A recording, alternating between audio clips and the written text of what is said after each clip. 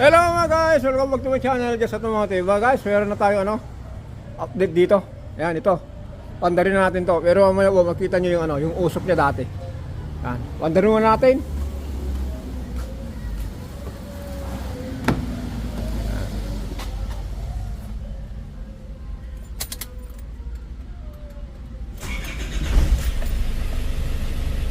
Yun. Punta natin sa sa likod.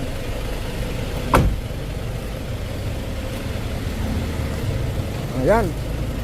Kita nyo yung tambutso niya mga guys. Malinis na, wala na yung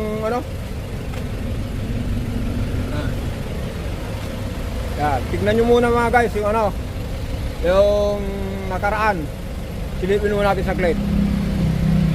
Ayan mga guys. Ito sa trooper.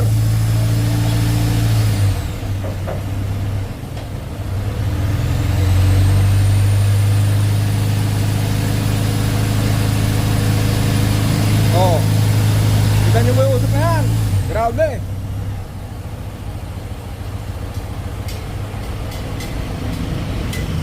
Hindi natin makita rito. Hop.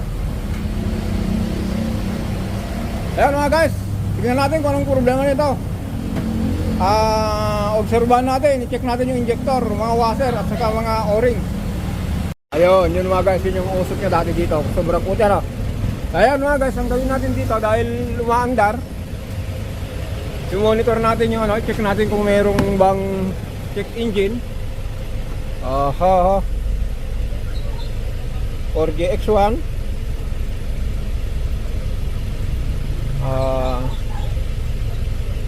Red. Ayan. Normal mga guys. Walang nabasa na na problema. Ngayon mga guys, punta natin yung data niya. Dito muna tayo sa sa throttle position sa dalawa bomba ng langis. Yung throttle pedal. Yan. Yan lang muna. Tapos yung injector, kung ilan yung niya, saka timing. Okay. Ayan mga guys. Yung sa TVS nya, yan.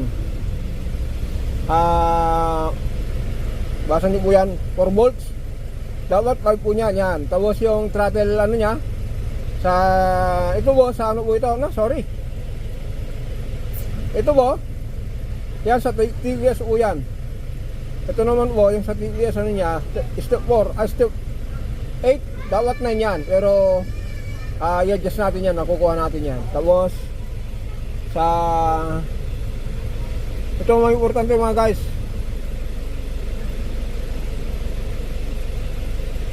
bomba ng langis. Yan 4, 5, hindi siya nag-stay. 4 yan, 4 lang mga guys.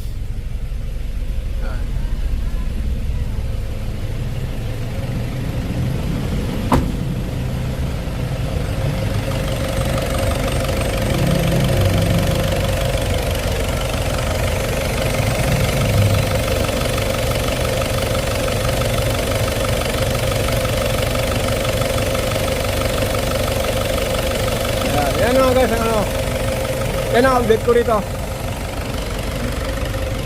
Balikan natin yung likod. Yung usok baka nagkaroon uli. Yan, wala na. Okay mga guys, ito po kasi yung sa kabayo natin, Euro 2. Yung sa kanya, Euro 3.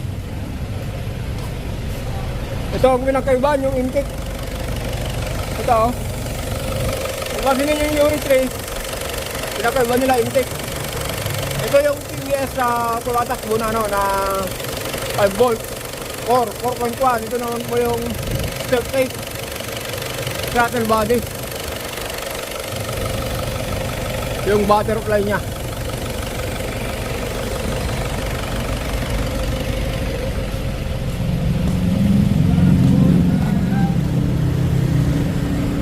Yan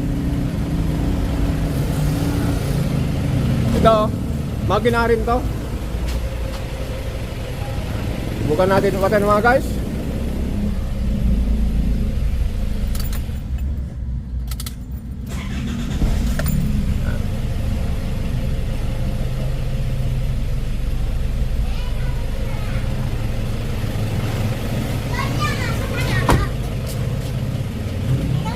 Hello. Ayan. Wala na yung pabugal-bugal na usok.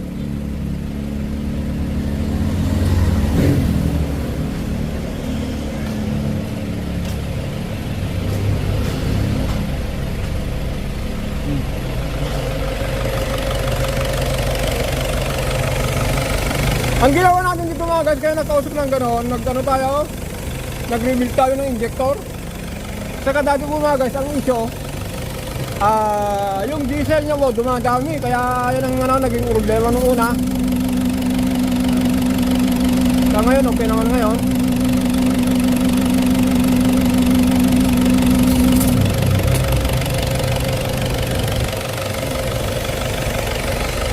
Patay na natin at magpahinga na tayo.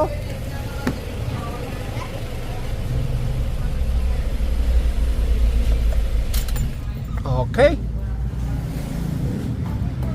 Yan mga guys, yun lang po ang ginawa natin dito. Ngayon mga guys, bukas update ulit tayo rito. Kung nakatakip na, subukan natin mag-road test. Okay, hanggang dito lang tayo. Bye bye.